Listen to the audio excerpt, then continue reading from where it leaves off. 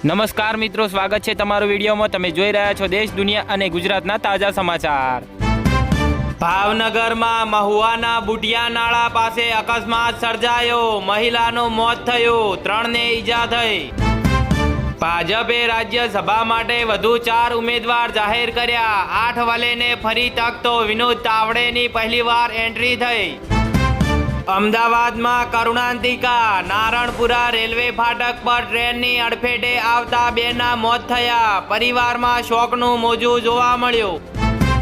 પંચમહાલમાં હોળીની ગોઠ મામલે અક્ષય કુમાર વણઝારા પર જીવલેણ હુમલો થયો, પોલીસે તપાસ આદરી। સુરક્ષિત અમદાવાદની પોલ ખોલતા દ્રશ્યો જોવા મળ્યા। સરા જાહેર મહિલા પુરુષ પર લાકડી લઈને 4 શખ્સો તૂટી પડ્યા। સુરેન્દ્રનગરમાં કારના બોનેટ પર બેસી રીલ બનાવતા યુવકોનો વિડીયો વાયરલ થયો। સૌરાષ્ટ્રમાં ગ્રહણની અસર નહીં હોવાની માન્યતા સાથે અનેક મંદિરો ખુલ્લા રહ્યા। ગુજરાતના 9 શહેરમાં 37 ડિગ્રીથી વધુ તાપમાન જોવા મળ્યું। હવામાન વિભાગે 3 દિવસ જાહેર કર્યું યલો એલર્ટ।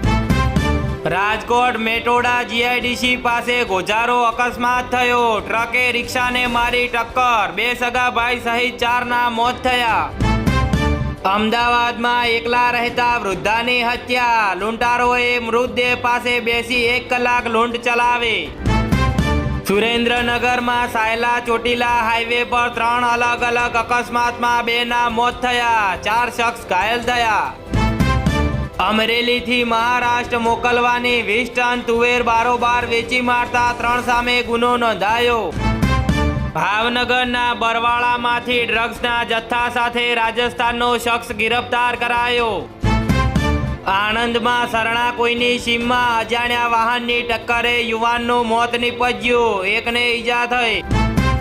સુરતમાં ટર્મ પૂરી થવા આવતા એસએમસીના શાસકો જાગ્યા, 11 માર્ચ પહેલા કામો મંજૂર કરાવવા મરણિયા બન્યા હોવાનો આક્ષેપ જોવા મળ્યો। યુદ્ધ વચ્ચે સાઉદીથી 210 ગુજરાતીઓની વતન વાપસી, અમદાવાદ એરપોર્ટ પર ભાવુક દ્રશ્યો સર્જાયા। ભાવનગરમાં શ્વાનનો ત્રાસ યથાવત, 12 માસમાં 17,628 લોકોને કરડતા ગભરાટ થયો। ભાવનગરમાં યુવાનનું ગળું દબાવી પથ્થરના ઘા ઝીંકી મોત નિપજાવનાર હત્યારો ઝડપાયો। અમદાવાદમાં ધૂળેટીનું યુવાઓએ કર્યું હટકે સેલિબ્રેશન, ક્લબ અને સોસાયટીમાં મડ રંગ સાથે રેઇન ડાન્સ કરી બોલાવી રમઝટ। અર્બન ગ્રીનિંગ પોલિસી અંતર્ગત અમદાવાદને 100 કરોડ મળશે। નવી ટીપીમાં 5% વિસ્તાર ગ્રીન કવર માટે રાખવો પડશે। આણંદમાં કારની ટક્કરથી બાઇક આગળ જતી ટ્રેક્ટર ટ્રોલી સાથે અથડાતા 2ના મોત થયા। રાજકોટમાં 1 અઠવાડિયામાં રૂપિયા 20 કરોડનો સટ્ટો રમાડ્યો હતો, રાકેશ પોપટની કબૂલાત કરાઈ।